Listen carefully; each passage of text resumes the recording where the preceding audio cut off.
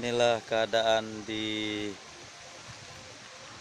rumah saya dan rumah keluarga saya yang di Kampung Mesin, Aceh Jaya. Inilah keadaan setelah bencana banjir yang melanda daerah Hulu Mesin, Aceh Jaya.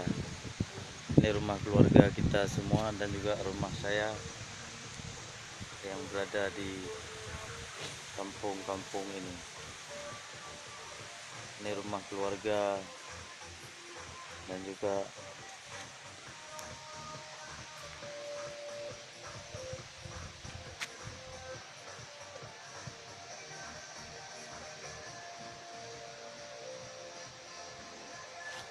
ini air-air yang masih ada di semak-semak jalan.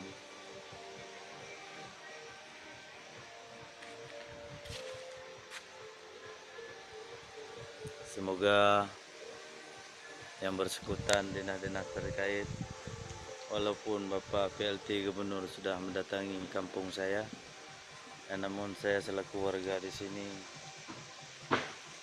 sangat menyedihkan melihat suasana daerah kampung.